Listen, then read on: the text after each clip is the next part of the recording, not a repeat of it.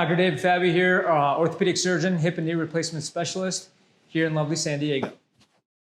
So here's an example of what a hip replacement looks like on x-ray. So these are intraoperative x-rays of a hip replacement that we just did about 2 hours ago. So what we're doing, we're cutting the bone here. So this is your femur, your thigh bone, and this is the top of that thigh bone, the top of the femur.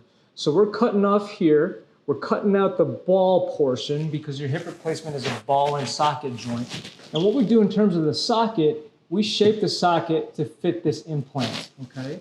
So we're replacing the ball and socket joint with a metal, plastic, ceramic ball and socket hip replacement. This here is made out of titanium, and it's wedged into the socket. The bone ultimately will grow into this. We're oftentimes not using cement for hip replacements. So the goal is for the bone to grow into this component, potentially and hopefully for a lifelong bond. In between the ball here and this titanium component is plastic, high-grade polyethylene. Here, the ball portion is made out of ceramic. And finally, the component here is made out of titanium. So it's a procedure that we've been doing for approximately at least 50 years. And as we talked about, it's the surgery of the century. So this gentleman's going to do fantastic.